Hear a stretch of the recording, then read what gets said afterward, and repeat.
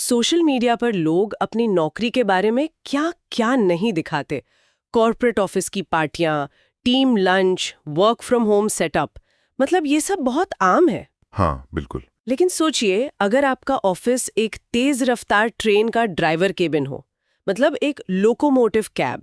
ये बिल्कुल अलग बात हो जाती है। आज हम भारतीय रेलवे के कुछ ऐसे ही आंतरिक दस्तावेजों की गहराई में उतरने वाले हैं जो दिखाते हैं कि रेलवे अपने लोको पायलटों के वीडियो बनाने को लेकर कितना चिंतित है। और हमारे पास जो दस्तावेज हैं वो 2021 से शुरू होकर नवंबर 2025 तक जाते हैं। हाँ, और इसमें एक गोपनीय रिपोर्ट भी है जो रेलवे की सोशल मीडिया पेट्रोलिंग का खुलासा करती है। और ये सिर्फ कुछ कागजात का विश्लेषण नहीं है, ये असल में दो दुनियाओं के टकराव की कहानी है। एक तरफ भारतीय रेलवे की पुरानी सख्त नियमों वाली संस्कृति, और दूसरी तरफ आज की सोशल मीडिया की सब कुछ शेयर करो वाली दुनिया। बिल्कुल।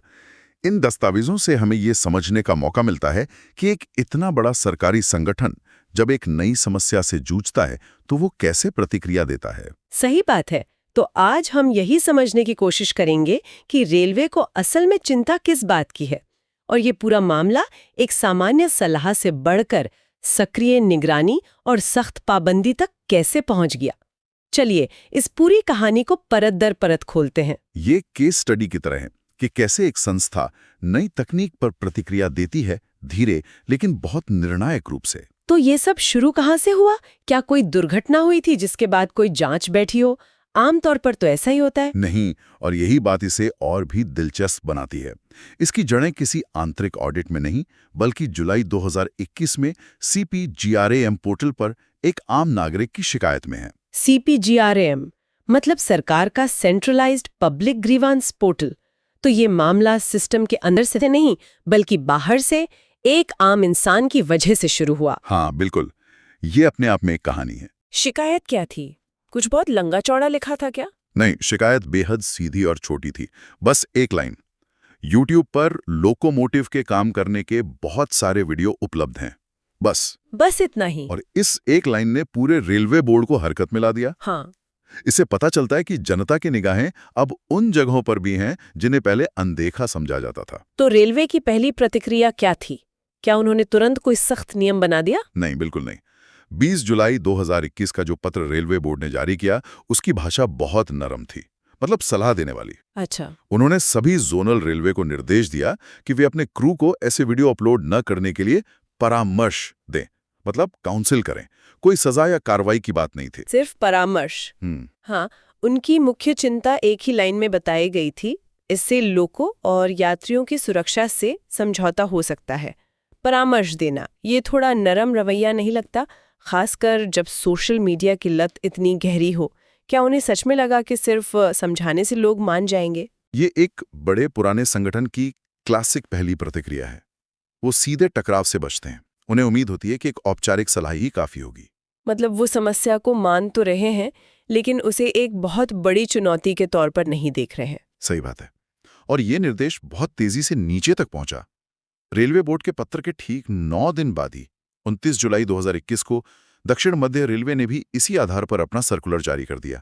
तो 2021 में एक नरम सलाह दी गई, और फिर हमारे दस्तावेजों में 4 साल का एक लंबा गैप है। सीधे नवंबर 2025 तक का जिक्र है। इन 4 सालों में क्या हुआ होगा? ये खामोशी असल में खामोशी नहीं थी, एक सुलगने का दौर था। हम अंदाजा लगा सकते हैं कि जमीनी स्तर पर वीडियो बनना बंद नहीं हुआ, शायद और बढ़ गया होगा। और मैनेजमेंट के लेवल पर निराशा बढ़ रही होगी कि हमारी सलाह को कोई सुन नहीं रहा। बिल्कुल। बड़े संगठनों में बदलाव ऐसे ही होता है। समस्या को तब तक नजरअंदाज किया जाता है जब तक वो बहुत बड़ी ना हो जाए। और नवंबर 2025 में वही हुआ। और तब आता है कहानी का सबसे नाटकीय मोड़। दक्षिण मध्य रेलवे के सुरक्षा आयुक्त के कार्यालय से एक गोपनीय रिपोर्ट। हाँ। और इस बार विषय परामर्श नहीं है, बल्कि सोशल मीडिया पेट्रोलिंग है। पेट्रोलिंग, ये शब्द ही अपने आप में बहुत कुछ कहता है। बिल्कुल, ये एक बहुत बड़ा वैचारिक बदलाव है। परामर्श से पेट्रोलिंग तक का सफर दिखाता है कि रेलवे अब इस मुद्दे को एक छोटी-मोटी अनुशासनहीनता नहीं, बल्कि एक सक्रिय खतरे के रूप में देख रहा है। और इस गोपनीय रिपोर्ट की भाषा भी काफी सख्त होगी फिर तो, बहुत सख्त। इसमें लोकोकैब को एक महत्वपूर्ण परिचालन क्षेत्र यानी क्रिटिकल ऑपरेशनल एरिया बताया गया है, जहां अविभाजित ध्यान यानी अनडिवाइडेड अटेंशन अनिवार्य है। पहले जहां सिर्फ यात्रियों की सुरक्षा की एक सामान्य बात थी, अब खतरों को बहुत विस्तार से बताया गया है। हाँ, अब वे कहते हैं कि यह न केवल कर्मचारियों का ध्यान भटकाता है, बल्कि कैब सुरक्षा परिचालन अनुशासन से समझौता करता है और संभावित रूप से आंतरिक सुरक्षा प्रोटोकॉल का उल्लंघन कर सकता है। आंतरिक सुरक्षा प्रोटोकॉल, ये एक बहुत महत्वपूर्ण बात है। मतलब अब डर सिर्फ ट्रेन चलाने में गलती का नहीं है। नहीं, अब ये डर भी है कि कैब के अंदर की संवेदनशील जानकारी जैसे कि कंट्रोल पैनल या सिग्नलिंग सिस्टम बाहर जा सकती है। मामला अब सिर्फ सेफ्टी से बढ़कर सिक्योरिटी का भी हो गया है। और ये रिपोर्ट सिर्फ सामान्य चेतावनी नहीं देती, ये असल में लोगों के नाम लेती है। उन्होंने 2 सहायक लोको पायलटों को उनके इंस्टाग्राम हैंडल के साथ बाकायदा क्या कहते हैं नेम एंड शेम किया है। बिल्कुल, ये दिखाता है कि अब वे एक उदाहरण पेश करना चाहते थे। रिपोर्ट में पहला नाम है रिंकू, सहायक लोको पायलट गुत्ती, और उनका इंस्टाग्राम हैंडल अल्प रिंकू अयोध्यावासी। अच्छा। और दूसरा नाम है सचिन, सहायक लोको पायलट दक्षिण मध्य रेलवे, जिनका हैंडल है सचिन पायलट 58। और सिर्फ नाम नहीं, रिपोर्ट में उनके पोस्ट के स्क्रीनशॉट्स भी सबूत के तौर पर लगाए गए हैं। अच्छा, चलिए इन पोस्ट को थोड़ा और करीब से देखते हैं। ये कोई खतरनाक स्टंट तो नहीं कर रहे थे? नहीं, बिल्कुल नहीं। रिंकू का एक वीडियो तो रेलवे सिग्नल सिस्टम पर एक तरह का मीम जैसा है। उसमें लिखा है, जब कंट्रोलर बोले कि डेस्टिनेशन तक थ्रू सिग्नल है, और लास्ट में आके होम सिग्नल पर 2 घंटे रोकते। ये तो काम के फ्रस्ट्रेशन को दिखाने वाला एक इनसाइडर जोक है। कंटेंट शायद हानि रहित लगे, लेकिन रेलवे के लिए मुद्दा कंटेंट का नहीं, कॉन्टेक्स्ट का है। पहली बात, चलती ट्रेन के कैब में व्यक्तिगत मोबाइल का इस्तेमाल ही नियम का उल्लंघन है, चाहे आप कुछ भी करें। सही बात है। दूसरा, रेलवे के नजरिए से ये जो इनसाइडर जोक है, ये दिखाता है कि जिस वक्त पायलट का 100% ध्यान सिग्नल पर होना चाहिए, उसका दिमाग एक सोशल मीडिया पोस्ट बनाने पर लगा हुआ है।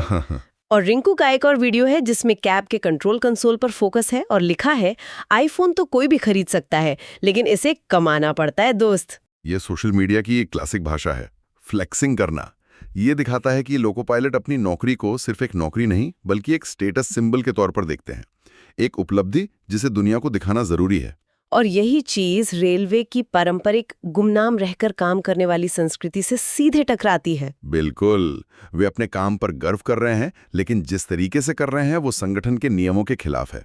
सचिन के पोस्ट्स भी कुछ ऐसे ही हैं। एक में ट्रैक के साथ कैप्शन है, मेरा गाड़ी और सब तेरा ही है महादेव। हाँ, ये काम के प्रति एक गहरा भावनात्मक और आध्यात्मिक जुड़ाव दिखाता है। और उनकी एक और रील में भारतीय रेल के लोगों के साथ एक प्रेरणादायक टेक्स्ट है जो एएलपी के संघर्ष के बारे में है। इन पोस्ट्स के पीछे की मंशा शायद अपनी नौकरी का सम्मान करना, अपनी मेहनत को दुनिया के साथ साझा करना है। ये एक स्वाभाविक मानवीय इच्छा है, लेकिन रेलवे के लिए इरादा मायने नहीं रखता, प्रक्रिया मायने रखती है। और प्रक्रिया ये है कि लोको कैब में व्यक्तिगत गतिविधियों के लिए कोई जगह नहीं है। हाँ, वो एक पवित्र ध्यान केंद्रित जगह है। तो इन सबूतों को इकट्ठा करने के बाद क्या हुआ? इस गोपनीय रिपोर्ट का असर कितनी तेजी से हुआ? बहुत तेजी से। रिपोर्ट जारी होने के ठीक 2 दिन बाद 28 नवंबर 2025 को दक्षिण मध्य रेलवे एक और सर्कुलर जारी करता है, और ये सीधे तौर पर उस सोशल मीडिया पेट्रोलिंग के नतीजों का हवाला देता है। मतलब अब कोई लाग लपेट नहीं थी। बिल्कुल नहीं। और इस बार भाषा में कोई नरमी नहीं है। सर्कुलर में एक बहुत महत्वपूर्ण लाइन है। इसमें कहा गया है कि लोको पायलटों को किसी भी ऐसी गतिविधि से शक्ति से प्रतिबंधित यानी स्ट्रिक्टली प्रोहिबिटेड किया जाता है। सलाह और परामर्श जैसे शब्द अब शब्दकोश से बाहर हो चुके थे। ये एक निर्णायक और अंतिम चेतावनी थी। और इसमें वो सारे जोखिम फिर से दोहराए गए होंगे, सुरक्षा, संरक्षा वगैरह। हाँ, सब कुछ। लेकिन सबसे महत्वपूर्ण निर्देश अंत में दिया गया। सभी संबंधित कर्मचारियों को यह जानकारी देकर उनसे पावती ली जाए, मतलब एक्नॉलेजमेंट। पावती लेना, ये तो बहुत ब्यूरोक्रेटिक लगता है, बस एक और फॉर्म भरवाना। क्या इसका असल में कोई वजन है? वजन बहुत ज्यादा है। कानूनी तौर पर यह रेलवे को एक मजबूत ढाल देता है। पावती का मतलब है कि हर कर्मचारी को अब लिखित में यह स्वीकार करना होगा कि उसे इन नियमों के बारे में बता दिया गया है। अच्छा, ये एक दस्तावेजी सबूत बन जाता है। अब ये सिर्फ एक निर्देश नहीं है, ये कर्मचारी और संगठन के बीच एक औपचारिक समझ है। इसका मतलब भविष्य में अगर कोई इन नियमों को तोड़ता है तो वो ये बहाना नहीं बना सकता कि मुझे पता नहीं था। बिल्कुल, ये अनजान होने का बहाना बनाने की गुंजाइश को खत्म कर देता है।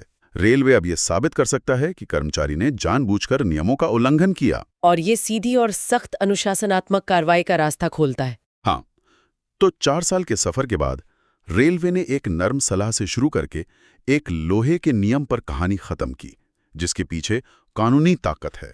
तो आज हमने देखा कि कैसे भारतीय रेलवे ने अपने लोको पायलटों के सोशल मीडिया वीडियो पर धीरे धीरे अपनी पकड़ मजबूत की। ये कहानी सिर्फ ट्रेनों या नियमों के बारे में नहीं है। नहीं, बिल्कुल नहीं। ये आज के समय की एक बड़ी दुविधा को उजागर करती है।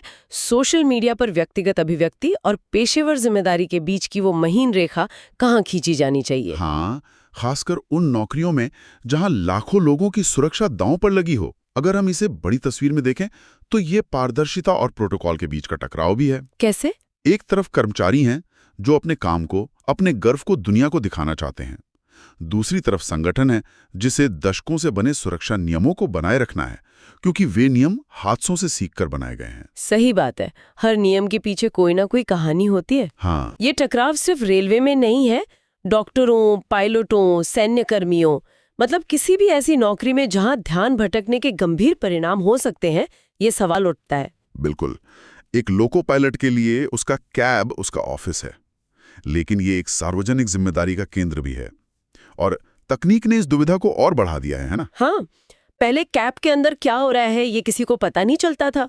अब एक स्मार्टफोन उस दुनिया को लाखों लोगों तक पहुंचा सकता है। और ये कर्मचारियों के लिए गर्व का जरिया है, लेकिन संगठन के लिए एक नया और अप्रत्याशित जोखिम। दिलचस्प बात यह है कि रेलवे ने इन पायलटों को अनजाने ब्रांड एम्बेसडर के तौर पर देखने का मौका खो दिया। ये तो मैंने सोचा ही नहीं। ये वीडियो भले ही नियमों के खिलाफ थे, लेकिन वे रेलवे की नौकरी के मानवीय पक्ष, उसके गर्व और संघर्ष को दिखा रहे थे, जो शायद किसी भी आधिकारिक भर्ती अभियान से बेहतर काम कर सकते थे। और अब सोचने के लिए एक बात, इन दस्तावेजों में हमें रेलवे का दृष्टिकोण तो साफ साफ दिखता है, जो पूरी तरह से सुरक्षा और नियमों पर केंद्रित है, और वो जायज भी है। हाँ, बिल्कुल। लेकिन इसमें पायलटों का नजरिया शामिल नहीं है। जब हम कर्मचारियों को एक ऐसे काम के प्रति अपने जुनून और गर्व को साझा करने से रोकते हैं जो अक्सर जनता की नजरों से ओझल रहता है, तो क्या हम उस संगठन को और भी चेहरा विहीन और दूर का नहीं बना देते? ये बहुत जरूरी सवाल है। तो सवाल ये नहीं है कि क्या कोई बीच का रास्ता है।